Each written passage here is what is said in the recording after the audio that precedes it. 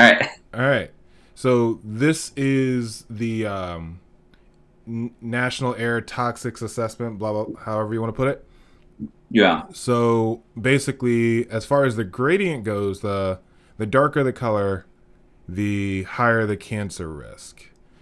And I want to make so this is, and I did some research beforehand. So what I'm looking at, what I'm bringing up right now is going to be the area by John Ball Zoo. Okay.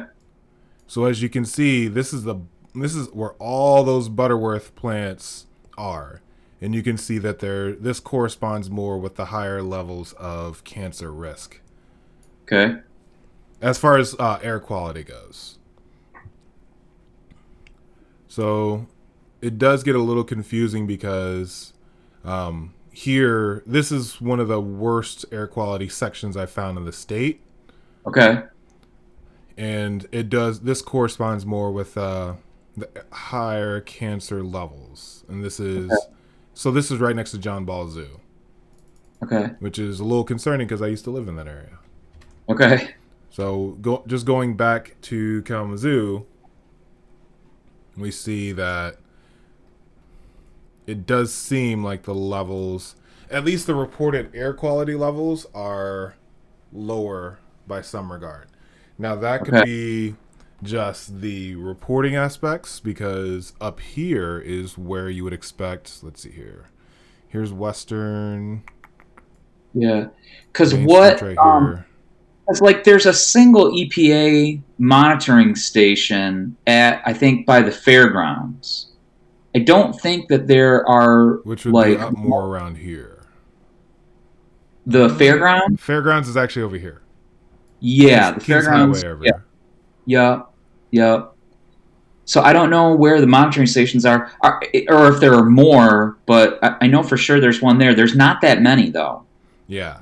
So it's confusing because it does seem like the air quality platforms are not reflecting what's happening on the ground as far as quality of life.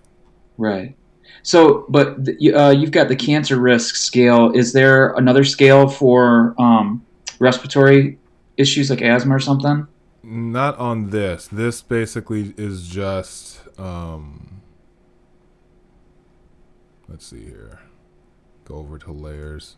Yeah, this is really just off of air quality. You can break Yeah. it down by operational, which is basically just the lines drawn. Okay. Um, Oh yeah, Charlie. emissions, Okay. find facilities by name. Okay. Let's see here. Turn. Yeah. Because Okay. the facilities it's listing, facility level, may be those stations that you were talking about that actually does the testing. Yeah, where they're actually collecting air samples or measuring it, whatever. Mm-hmm. Um, So that's the interesting part is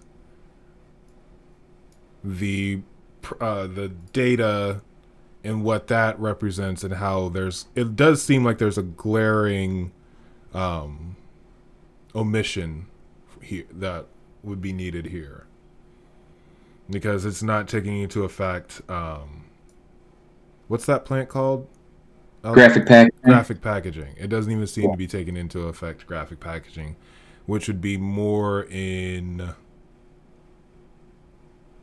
We're looking at this map. It's in the northeast. It'd be the northeast corner of this So it'd of be over Kalamazoo. here. It'd be Yeah. this area right here Yeah. in Patterson. So it doesn't even seem. Yep, because it's right next to the park over here.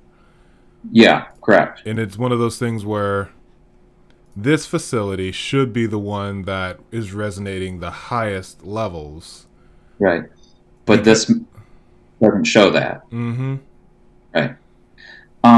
And then the cancer risk scale. What like I would imagine 100 is bad, but like what's average? It looks like I don't know. It looks like between from 6 to 25 is like just general cancer rates, Yeah. like And then. drowning areas. That's just like average everywhere you go. And then Yes. the closer in towards the middle center of town, it goes up to that. But is what's that actual rate? Because if it's at the top, like if it's at 25 and everywhere else and just at like around 30 or something, but Well, I don't know what you that can click means. on a region, and it'll tell you. So EPA's region, um, I think this is in the 49. Nope, 4900 is up here. 7 is up here. So this is Yeah. region 5. Yep. So Total that's risk 24, so it's four. right at that level. Yep.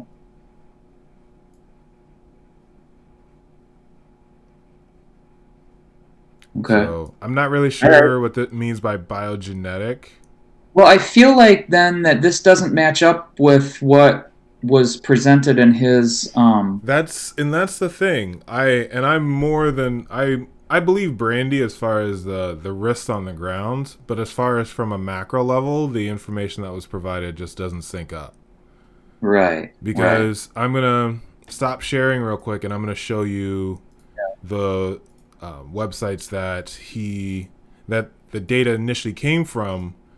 Which personally, when I first looked at them, it did seem like it was someone who was looking to move to the area, did Right. a basic search, and then got upset over what they're seeing, which is fair, which is very fair.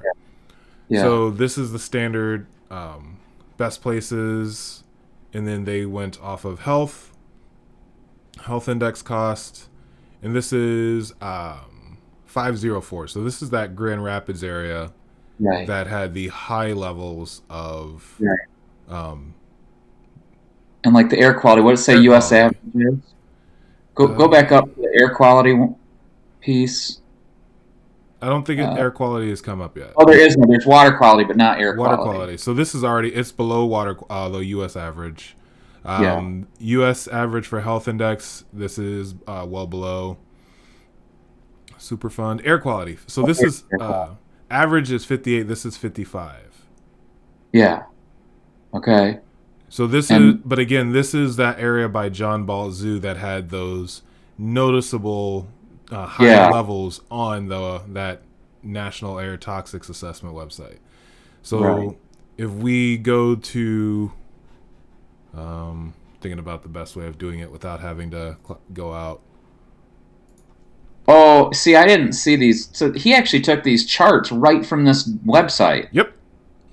This is a weak ass website Mm-hmm. for a doctor with a book and a fucking TED talk Yes. to be relying on. Yes. Yeah. So that's good. That's what I was hoping that we could find. I think so. There's another doctor, an epidemiologist, that appears to be like buddies with Dr. Ansel, the one that we talked to, Dr. Braun at Western. So I might invite him at some point. I think that we should just keep talking about. Ooh, this okay. This makes sense right here too, because this is now 49007, lower air quality than even the Kalamazoo area. But Right. we don't know. I want to know where this comes from.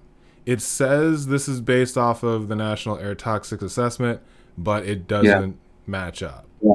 Yeah. So, as a Would you? researcher, I'm frustrated by that. Yeah. Would you be interested in getting a hold? Because I did this before for when what Brandy was talking about last when we heard her speak about, and I read that letter, that memo off to her about us sending a letter, the ECC sending a letter to the city manager and the city attorney asking them to tell these websites to stop reporting this bunk data. I kind of did the same thing. I found this website and I just kept tracking it down, calling and emailing until I got somebody on the phone. Like, talk to me about this data that you've, and nobody could tell me a damn thing about it. And the person who compiled it didn't work there anymore. And I bet, I mean, you might be able to either get some clarification or get to the point where we can say that this data is not really verifiable because nobody was willing to verify it. Yeah. I want to show you one last, and that's 024, and this is going to be Portage,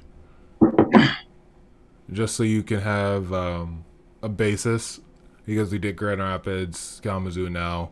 We'll do Portage. Let's see here. Health. higher levels, slightly above. That's which is weird because it says slightly above. Mm-hmm. Note that this is a measure of watershed quality, not the water. EPA again doesn't list where the information comes from, which is very Right, like what's their frustrating. scale there? Hmm. Yeah, So this does reflect a little bit of what we saw because it does have a higher level. And yeah, again, it makes sense because it is portage. However, just because it makes sense doesn't mean we just don't know where the data comes from. right. Yeah. Would you be willing to track that down a little bit and like email or call this website and see and ask them that? This website? Yeah, Sure, I can send them an email. and just see if there's some way. Because I mean, it's pretty clear what we're saying is that the data that this doctor showed us doesn't match up with what we see on this when we look at the National Air Toxics Assessment map ourselves. Yeah, So and it's one of those things where we want to believe it. We just need to be able to have the data to make the right, case. right. So Scott went through some of the the odor data that the water reclamation plant has been collecting over the last year.